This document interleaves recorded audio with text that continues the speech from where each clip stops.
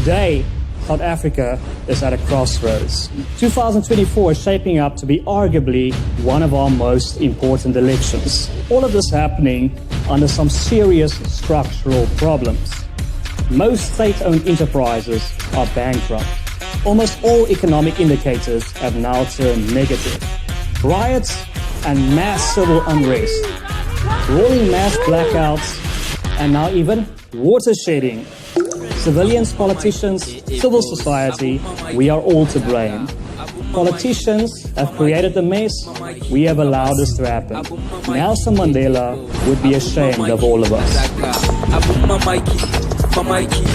had the discussion with various parties, talking independence. Every one of them came to us with a predisposed notion of, you're colored man, that's how we're going to do it. I wasn't engaged. We weren't engaged, but we expected to sign for it. Remember Nelson Mandela said it to all of us, never again will this beautiful nation know racial domination. 3% of agricultural land is owned by colored people, black people and Indian people. 3%. So we don't talk about those issues, we talk about succession.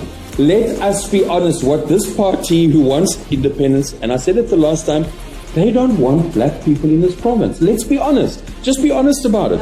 You don't want black people because even the definition... Okay, quiet! No. Quiet! The reality is, if you're a Khoza person and your house has been broken into, you want to go to a police station and speak to someone that speaks your language. If you're English speaking, if you're Afrikaans speaking, you need to have these services delivered to you in your home language. That is not racism, and this is what the ANC is trying to do. They trick these words to make us feel guilty about our history and our culture, and we will not stand for it. We are united as a true rainbow nation. You tell Julius Malema what he said 3 weeks ago, that he will murder whites in this country and that he will bring a genocide down on us. What do you want me to do except to get up and say, as jy gaan moer, dan gaan ek jou terugmoer. Sorry, I am unapologetic. Because once he's beaten and murdered whites, who's next? I'm not here to attack the ANC government. They've done the job good enough to break themselves down. The reality is, if they believe in democracy, then be democratic and give us our independence. That is democracy. Why did the ANC government, by the names of Ramaphosa, being in the discussions about secession, blatantly ignore it? On the flip side of the coin, the Western Cape has remained largely stable, exceeding the standards of the rest of South Africa. Should the Western Cape break away? Can it do so? And should it do so before the Hindenburg crashes on the Titanic? Or is it just a pipe dream, a foolish idea to entertain, but it's not really realistic, and it will just lead to more chaos and a civil war? Hello, my name is Donald, and welcome to the #1 media company, Worldview. At Worldview, we explore everyone's perspectives on all things that can broaden our worldview. Once again, we have an excellent panel that will help us understand and answer this question. Should the Western Cape break away? And I promised the president I'll fight you in every corner I've got. I know them well. This is an animal. This is a hyena. And it's busy eating the Pride Land piece for piece. We wouldn't be having this discussion if we had competent governance in this country. 28 years of democracy has brought us here to the point where people are desperate enough to say, listen, perhaps we should exit. I, for one, in my personal capacity, 100% support the idea. I think everybody should exit South Africa. I say let the Zulu govern the Zulu. Let the Khoza govern the Khoza. Let the colored govern the colored. Because in the South African context, there's absolutely no space for colored people. Here we sit. Everybody wants to exit. But where are my people? Where are the people doing the dying? Where are the people who know the suffering? 28 years in this country is gat for. 400 years later, everybody expects us to stay quiet. The people that can talk about slavery, about land dispossession, about the breaking up of families. And everybody expects us to be okay with it. We are not. Fadil's a councillor in Cape Town, and he is the leader of the Cape Coloured Congress. He is also the founder of the Gat for Capetonian movement. If secession is to happen, I need to ask a question here to the panel and the audience. Under what terms? To whose benefit? Do you go back to Constantia? Do I go back to Lavendale? What are we securing here? Am I securing your future, sir? Am I signing my own death warrant again? Secession is a beautiful idea. What we have has sold us out. Remember Nelson Mandela said it to all of us. Never, never again will this beautiful nation know racial domination. But what happened? The heirs to Mandela showed themselves. The majority of them are racist. The majority of them don't care about people like me. Or people like you. Hell, my sister, they don't even care about people like you. So where do we go from here? Do we secede? Do we do it as a people? Or we do it as we are here? Because I can tell you this, I've had the discussion with various parties, talking independence. Every one of them came to us with a predisposed notion of, "You're colored man, that's how we're going to do it." I wasn't engaged. We weren't engaged, but we expected to sign for it. The majority, you can't do it without us. But you want to do it anyway. Good luck with that. Thank you. Basically, we went through a civil war to get to democracy in this country. And out of that struggle, we established a constitution which I believe gives everyone in this country equal rights.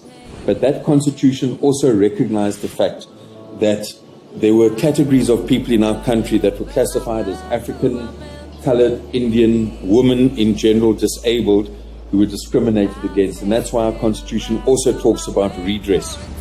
We have Cameron Dugmore, the defender of gay people everywhere.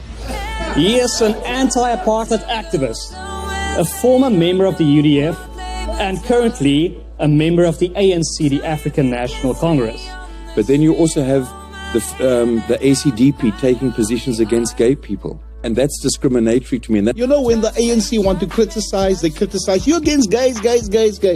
He is the leader of the opposition in the Western Cape Provincial Parliament, and he has held various ministerial positions in the Western Cape government. So we believe that in the Constitution there are provisions for 9 provinces. Those provinces have powers in regard to education, in regard to health. And our Constitution also talks about intergovernmental cooperation, working together, not just between provincial and national, but also local government. And we believe that the work that was done by those who participated in the struggle, those who helped to draft the Constitution, produced a document where we still have today a free press, we have an independent judiciary, we have regular, free and fair elections. The key issues that we need to discuss, which I don't believe are being discussed by the secessionist movement, is the fact that in agriculture in the Western Cape, 3% of agricultural land is owned by colored people, black people and Indian people. 3%. So we don't talk about those issues, we talk about succession. We don't talk about the fact that many employers at this point in time do not support a minimum wage. Those are the issues of inequality, the issues of poverty, the issues of landlessness.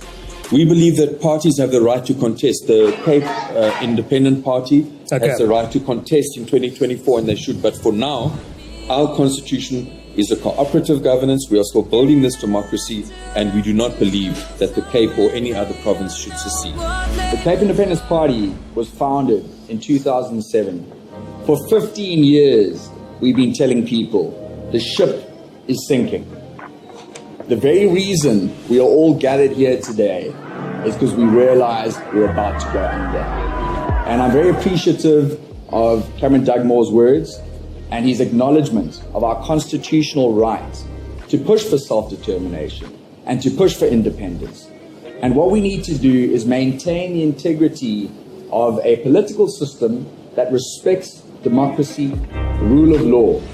We have Jack Miller, who is the leader of the Cape Independence Party. He is also a former model. I don't know if that's a retired model, a former model, and a business owner. The great fear that we have at the Cape Independence Party is that the rhetoric we hear from parties like the ANC and the EFF, not all factions, which is why I appreciate these words today, but there are factions which want to take us towards a Zimbabwe-type situation. And we wouldn't be here. We wouldn't even want Cape Independence if the Rainbow Nation was delivered by the ANC. We believe the Rainbow Nation can be delivered right here in an independent Cape and all of its beautiful people. What do we want? When do we want it? Now! I see the media calls me a militant. They say I am the new Stasi because I made a statement yesterday under my constitutional right to say to Julius Malema, ek gaan jou op jou moer gee. This is the constitutional right that we have in this country to secede or not to secede. But in this province where we stay, murder and mayhem takes place.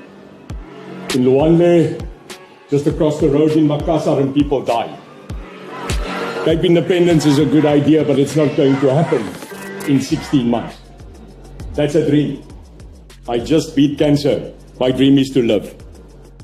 But in the interim, we must wake up to reality. And that reality is that we have a failed state. We have state capture and no one's going to jail. Put leaders in jail that stole and we might believe.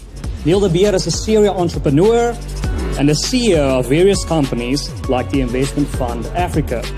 He was the former chief intelligence officer of Umkhonto we Sizwe.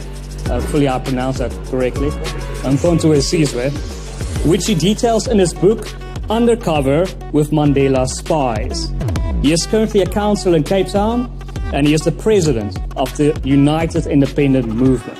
Secession again, I love it. I'm an ex-soldier and head of intelligence, not IQ. Ek weet wat kom. If you knew, we would fight for our children today. I served Mandela. He believed in a dream like Cape Exit. Is also a dream, but we've got to face reality. And that reality is that we're in a state of domestic war. Hulle skiet ons met AKs. And what's our answer? I'm sorry, a failed police. A police that last night couldn't muster one police van to come and arrest a criminal, which we did, and there's fellow people here that walk the streets with me at night. So here's the end of my discussion on opening. Great dream. Great golf GTI met 'n moedse uitblaasstelsel, maar niks krag wat gaan uitkom. We've got to survive 16 months, Cap, and that we can do if we unite, not necessarily break away. That is my opinion. Well, the United Liberty Alliance does not believe in secession for the Western Cape.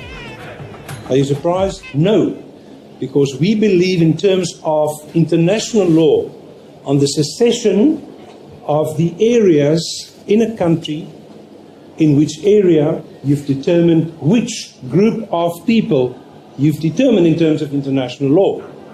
And that is a much, much bigger area than just the Western Cape. In fact, it entails the whole of the old Cape province, including the part of the Free State. Why and how do we get to it? Because that is where the so-called minorities. And who are the minorities? The minorities, according to South African current law, are all the people that are excluded in the BBBBEEE numbers. And we know who we are. All the colors, all the whites, all the Indians, because B does not stand for brown, Khalil. It stands for black. Those laws, 114 of them, reversed apartheid laws, determined our group of people. It was very easy. Hein Marx is a business owner, a commercial pilot. He was former President P.W. Botha, die groot krokodil, as a spokesperson, and he is the former chairman of the Federal Alliance political party. He is currently the president of the United Liberty Alliance. What we do is we have fought and followed international law in terms of secession. Article 1 of the International Covenant on Human and Political Rights is very clear about it. The ANC government, very, very nicely, thank you very much, Cameron, signed that law as an agreement on the 3rd of October 1994. In fact, on the 10th of December 1998, they re-signed that as an agreement. Why is that important? Because Section 231 of the Constitution says they've got to honor that.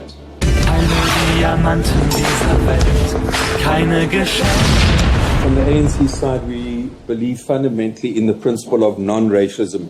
We are one of the few liberation movements that in our ranks, people who participated in our struggle came from the white community, came from the colored community, came from the Indian community, came from the African community, Zulus, Xhosa. So compared to any other African liberation struggle, our movement, the African National Congress, we think of Ashley Kriel, we think of Basil February, we think of Chris Hani, we think of Joe Slovo. So the non-racial question, and that's where I want to disagree with what Fadil is saying. Number one, Fadil says, let the Zulus govern the Zulus, let the colours govern the colours. In the Zulu community, some people support the IFP, some people are more supporting the monarch, others are not, some support the ANC. So to say that Zulus, that's going back to apartheid where the Bantustans themselves were economic failures, they were not given support. So the notion of pushing people back into Bantustans is something that we do not agree with. We've got 9 provinces, so-called colored people, people who define themselves as Xhosa, live all over this country. Jimmy Manyi was not speaking on behalf of the ANC when he made the racist statement, colored should go somewhere else. That's nonsense. Colored people, African people, white people belong in this country. As the Freedom Charter says, South Africa belongs to all. Employment equity benefits historically disadvantaged people, including people who are classified as colored. If you look at equity, and Heinz said BBE doesn't include colored people, you're absolutely wrong.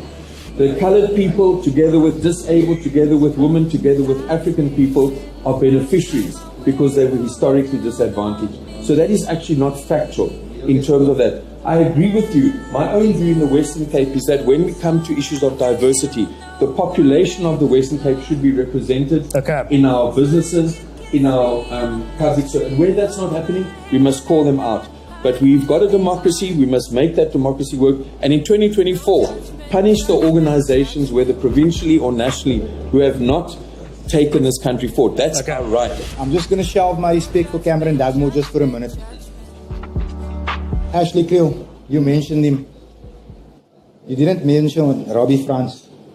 Basil February. Basil February, you did. But you said how much you respect him. The ANC has shown us the disrespect they've given our fallen. Where is Ashley Kriel Boulevard? Where is Robbie's memorial? I've got a Biko, I've got a Betuli, I've got every cause I name I can think of. The ANC has been disrespectful to colored people. Please, sir, remove the blinkers. I beg of you. Secondly, when it comes to the issue of colored representation, the Department of Labour, which is run by the black South African government we know as the ANC, employed 48 client services advisors, not one colored. 1,000 colored CVs were thrown away, and the ANC did not react to it. I am in possession of a finding by the Human Rights Commission that this happened. The ANC did not act on it. Jimmy Manyi made a racist statement. He said, coloreds must move. There's too many of them here. He was not speaking on behalf of the ANC. You would have me believe. The ANC did not discipline the man. Sir, he left to join another party. When this happened, the ANC did not stand up and say, whoa, Jimmy, hands off our colors. I tell you today, Mr. Dagmo, the ANC we believed in, it exists in name only. It does not care about me. It certainly does not care about you. Look at the composition of what was your provincial executive. It wasn't demographically reflective of this province, and it never will be. Until the day the ANC finds itself, and I fear that day may never come. Do yourself a favor and listen to even the right wing in this room today. Cameron, you're wrong. The reality is we're not talking about the theory of the Constitution. We are welcome to discuss the Constitution if you want to, And I will prove to you, theoretically, that we've got a fantastic constitution. It is not applied practically. But I'm not here to attack the ANC government. They've done the job good enough to break themselves down. The reality is, if they believe in democracy, then be democratic and give us our independence. That is democracy. Once our group of people give their mandates to have independence, then, Cameron, the ANC should honor not only democracy, but also the fact that they support Palestine's secession, as well as yesterday, this new republic in the north of Africa, Sahara. They support it. If they support democracy, give us our democracy. Why did the ANC government, by the names of Ramaphosa, being in the discussions about secession, blatantly ignore it? We live in a world where everybody is saying that the Western Cape is flourishing, and you cannot disagree. Coloureds, whites, and Indians have become, Cameron, irrelevant. Jy moet 'n wet hê. You have to have a constitutional grouping that says you can ask the law to secede. Do you really think, with respect, we have independence of judiciary when we can't even under Zondo lock one person up that's relevant? So I want to make a point. You have to have a constitution to ask it to secede. Okay. And I think we don't. Cameron so nicely said, well, BBE works for everybody. I can tell you, Cameron, that in my town in Longabon, I can see our coloured jobs going down the tubes from imports from the Eastern Cape. Why? Because it's going well in the Western Cape. The DA apparently manages it well. But then the DA is not really in control of the province. The ANC is. Fadil, you'll agree with me about the jobs being lost. I can see that. I want our people, and I count you, the coloured people of South Africa, I count as my people. I want our people to work. I don't want to go to Checkers and be served by an import from the Eastern Cape. I want to be served by my people. I want to be spoken to in Afrikaans. That is what I want. Independence of the Cape all the way. Thank you. The point I was making, which Fadil did not dispute, is that employment equity benefits all those who were disadvantaged unfairly by apartheid, which includes people who were classified as coloured. You didn't dispute that. Because the reality is, you pointed out a wrong situation, as you say. It's unacceptable that Department of Labour there. But if you look at employment in this province, the reality is that in terms of the population, the majority percentage of unemployment are actually people, African Xhosa speakers. That's the reality. So when I hear and I see a gentleman, with all due respect to his party, coming up here and he says he wants to go to a till and he only wants to hear Afrikaans. Well, let me say, I'm from this province. When I go to a till, ek wil Afrikaans hoor, ek wil as iemand Xhosa praat. So basis wat hy eintlik sê, hy soekie swart mense in die Weskaap. Let's be honest. Let us be honest. What this party who wants independence, and I said it the last time, they don't want black people in this province. Let's be honest. Just be honest about it. You don't want black people because even the definition... Okay, quiet. No. Quiet. The reality is, if that gentleman is representing the party and he says he doesn't want a teller to speak anything but Afrikaans, what is he saying? He's basically saying, ons soek nie swart mense in die Weskaap. Kom ons wees eerlik. Just be honest about it. Thank you. You see, this is the problem with the ANC. They need to make everything about race. Members of the crowd here simply want to go to a till, to go to a police station after someone's been mugged or potentially murdered, go to a hospital when their lives are on the line, and speak to someone in those desperate times in a language that they can understand and that they are understood. This is the ANC agenda, to destroy the Cape culture, to destroy the Afrikaans language. Why can't students in Stellenbosch speak in the Afrikaans language? Why are coloured people put on the queue behind the people coming in here from the Eastern Cape when it comes to getting houses? We are struggling in backyards. Our children are struggling. They bring Eastern Cape people down from Eastern Cape to put them in our houses. I'm homeless, man. I need a place. They come out of Eastern Cape, wherever they get houses and not on waiting list. What about our people who are long on waiting list? Why don't government give us an answer? We are tired to live in the backyard. 27 years of democracy, the government has never delivered what they have promised us. Equal housing to each and every person. Because as was said earlier, under apartheid, colored people were not white enough. Under the ANC regime, colored people are not black enough. And this is what the Cape Independence Party wants to do. We believe in a system of live and let live. If you're a Khoisan person and your house has been broken into, you want to go to a police station and speak to someone that speaks your language. If you're English speaking, if you're Afrikaans speaking, you need to have these services delivered to you in your home language. That is not racism, and this is what the ANC is trying to do. They trick these words to make us feel guilty about our history and our culture, and we will not stand for it. We are united as a true rainbow nation.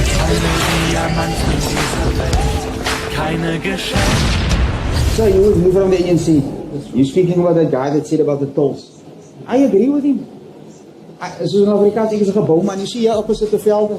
That is oude beers. Now that is a mud. That's mud that they build on there. But when we, as colored people, apply, we get rejected. So if I go to a police station in a colored area, our people don't talk English. They speak Afrikaans. You know what the people tell you? Hey, learn my language. Now, I don't know. Listen to me. This is a police station. We've asked all the police stations. We've asked police stations, please employ colored people.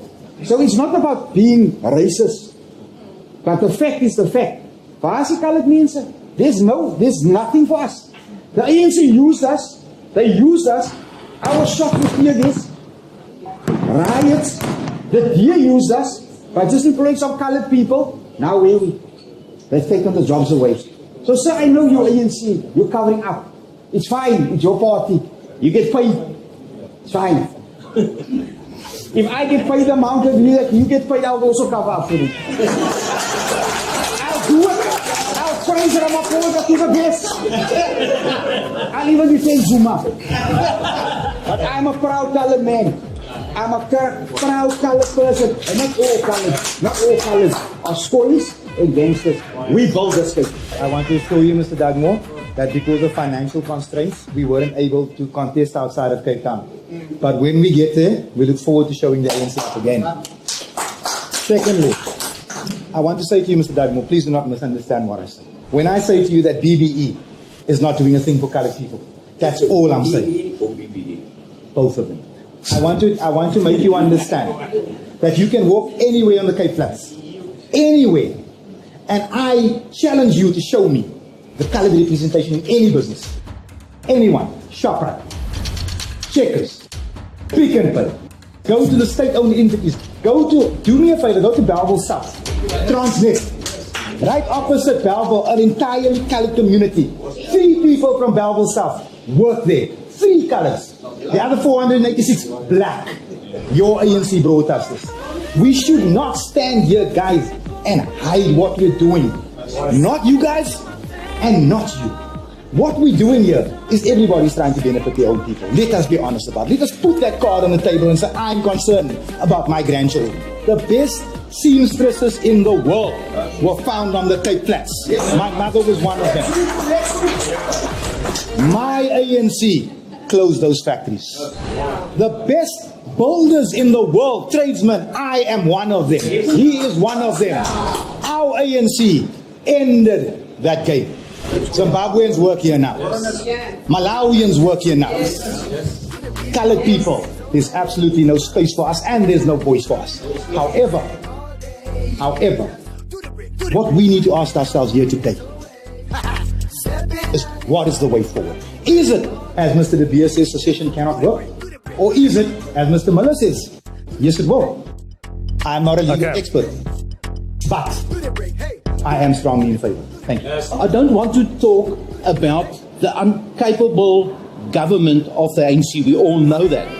I'm here to listen, convince me if the Cape can become independent. Here's the harsh reality, understanding the law. Secession UDI can only be declared in this country under war, and under referendum.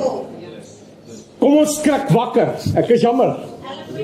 Can this city, this Cape Town, be a Monaco? You damn right. I was born on a farm in Stellenbosch. It's a beautiful city. We can be economically independent. Nee, dis waar. Ons het die mooiste drywe, die beste berg, die grootste mense in 'n mooi strand. Now you sit in this province with the only constitution, meneer. Ek antwoord jou nou. Jy wou weet hoe of waar. This is it. We either go to war and secede, which international law will then support, fact, or we call a referendum and the majority say, ons is klaar.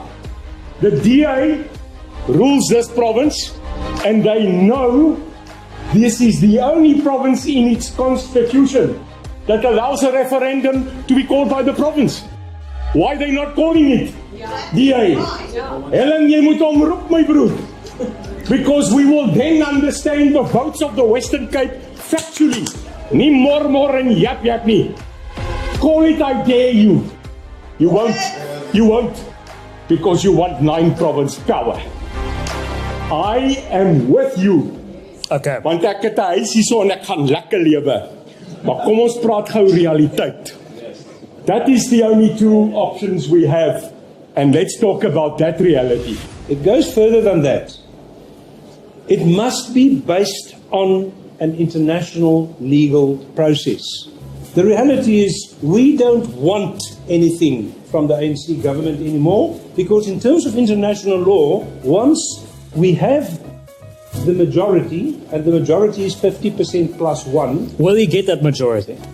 Well, it seems like Cape Exit is struggling to do that. Very difficult because a lot of people can't get to the information. The reality is the mainstream media have got so much democracy that they are being told very straight and very clear, you may not have a discussion with the ELA with Hein Max.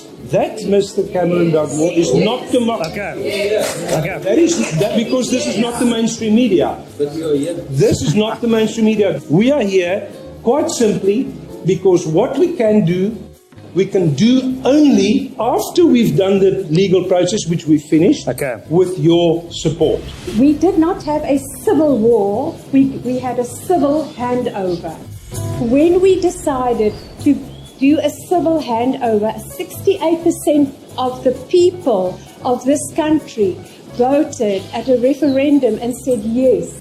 We want everyone to become part and parcel. Why was it necessary to bring out just after we gave over in 1994? There were 17 discriminating race-based laws which were wrong then in the old dispensation.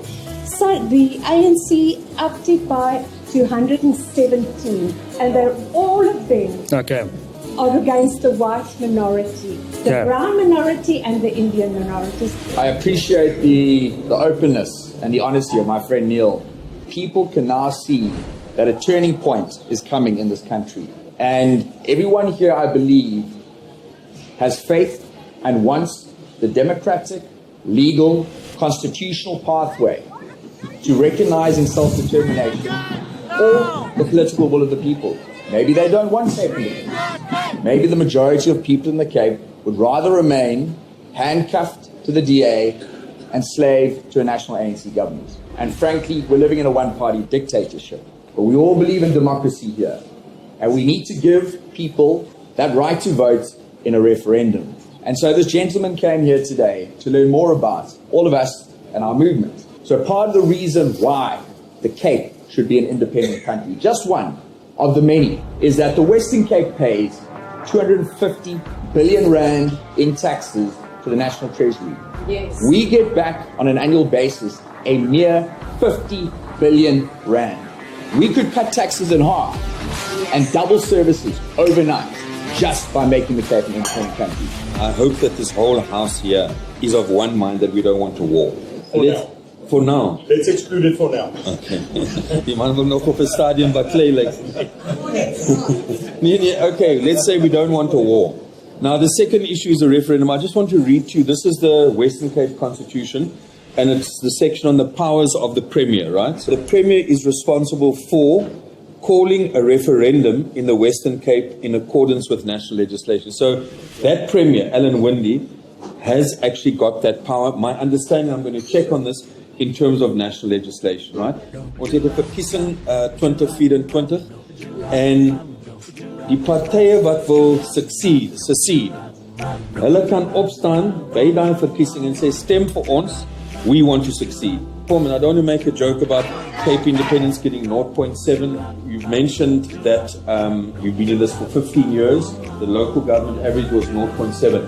So that for me is the third option. Go and vote and convince voters that you want to succeed. And then you can, in this constitution can be changed with a 2/3 majority. Politics is an interesting animal.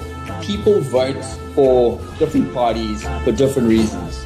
If you look at the Cape Independence Party, what we stand for is a vision of self-determination, and ultimately, if the ANC will not negotiate with us on that basis, a referendum on Cape independence.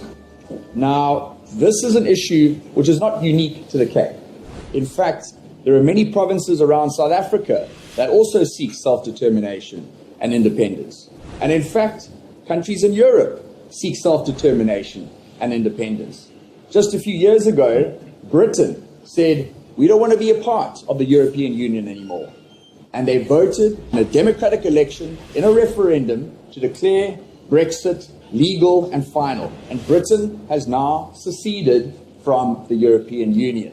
UKIP and Nigel Farage had one seat in British Parliament.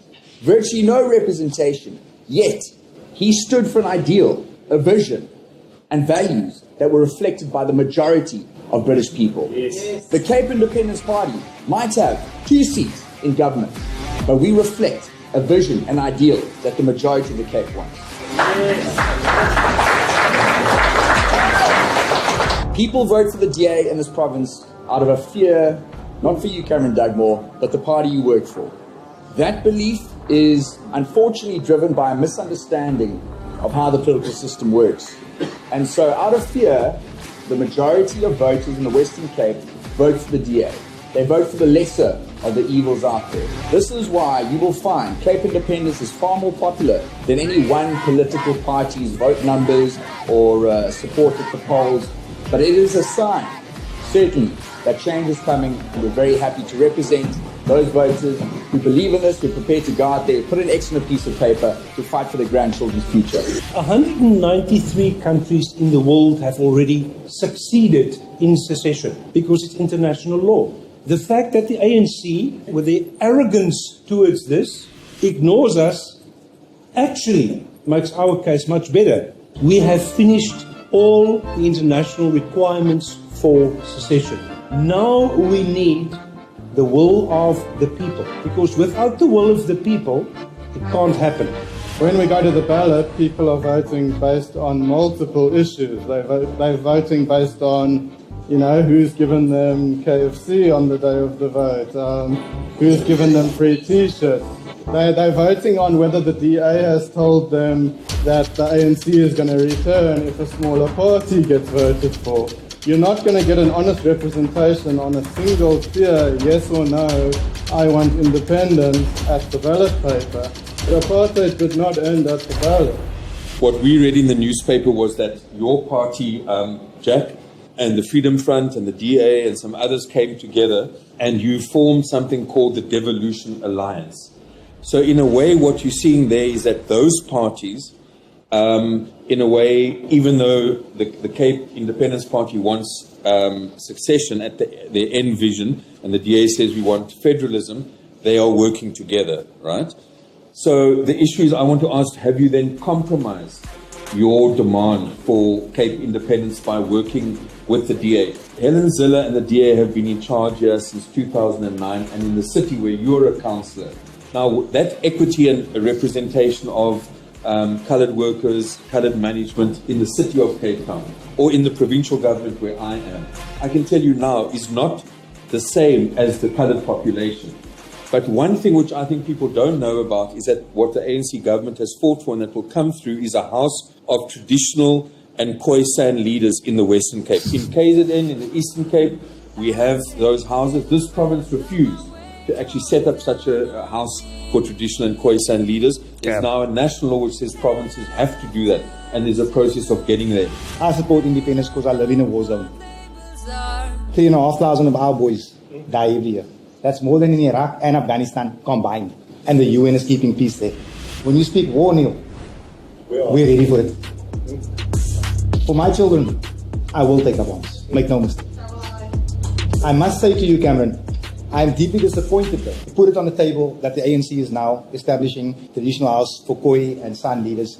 It's brilliant. It is 28 years late because the ANC also recognized the Zulu, the Xhosa, the Venda, and the Pondo Kings at the end of democracy. We again get treated as an afterthought. The Western Cape blocked it. Hold on a second, you were in charge of this province at one stage as well. Failing a referendum, what are our options? Because the man has justifiably said, if you want to flex your muscles as Cape Exit or ULA or whoever else you are, show it at the polls. I think it's a fair argument. But I will counter that, Mr. Dugman. You know, we can't throw the Constitution in my face. When Zapiro once did a caricature of Zuma raping Lady Justice, trampling on the Constitution. The ANC has trampled on that same Constitution so many times, I don't even want to think about it. That's the reason Neil and I are no longer ANC members. That in the absence of a true constitution, working constitutional democracy, I put it to you guys who know better than me. What is the alternative? Mr. Dugmore is correct that the Cape Independence Party had a meeting with the DA, Freedom Front, ACDP, AfriForum, Sake Liga, SAI, and a few other groups, Business Minds, Legal Minds, to discuss common ground where we can work together. The Cape Independence Party is not bullheaded. We are open-minded and we're willing to drive forward solutions that can result in a better living environment and future for the people of the Cape. This is something the ANC seems unwilling to do.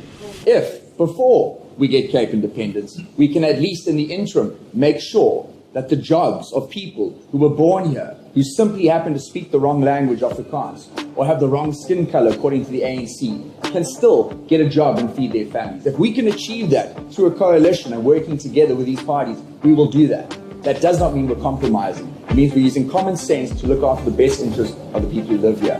The Western Cape Devolution Working Group is trying to find solutions to problems the ANC has created. Communism, centralism, state totalitarianism over everything and every aspect of our lives is a cancer which will destroy society, and we've seen 27 years of it, and it needs to come to an end. If we can devolve some of those powers, just some, at least, down to local communities, we'll be giving them a lifeline for a better future for their children.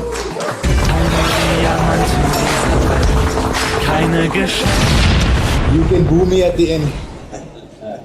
I can safely say that from my point of view, there are only two non-racialists in this room. That is Cameron Dugmore and Neil de Beer. That I can tell you, that is my assessment of today. And I include myself in that assessment.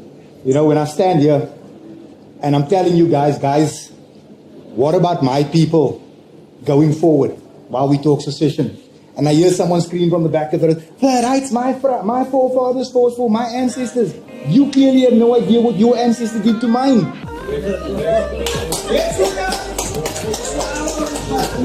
You people, some of you people should, in all honesty, take a sensitivity course. Because generational oppression is what we struggle with here. If this is what you want, let's call it what it is. It's a damn folk stuff. So come back and talk to us from the Northern Cape and the Eastern Cape and the Western Cape, who are the majority here, who get treated like a nothing. You tell Julius Malema what he said 3 weeks ago, that he will murder whites in this country and that he will bring a genocide down on us. What do you want me to do except to get up and say, as jy gaan moer, dan gaan ek jou terugmoer. Sorry, I am unapologetic. Because once he's beaten and murdered whites, who's next? The coloureds. They are murdering them already. We are under siege. And I'm sorry, we cannot solve this country's problems in 2 minutes.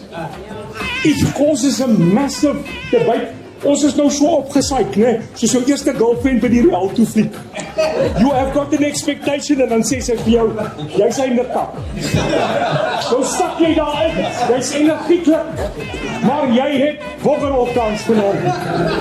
If you look at countries like Singapore, if you look at these places that took dirt basket countries with nothing, little resources, but with good political policies and good economic policies, we can put issues of race behind us and live in a true, prosperous country for all people of all skin colors. And that's what the Cape Independence Party is fighting for day in and day out. Thank you very much. The reality is Ramaphosa's leadership has begun to deal with state capture, has begun to deal with the Charger people. As I speak. And within the ANC, Ramaphosa introduced a step aside. That is the let him ANC speak. that I'm fighting for is an ANC that goes back to the principles of non-racism, deals with corruption. And the reality is what people in this audience don't realize is that for the lives of the majority of people in this country, their lives have got better. The majority of people in this country's lives have got better. I just want to say to Cameron that I really admire his courage for being the only ANC person in a very hostile audience here.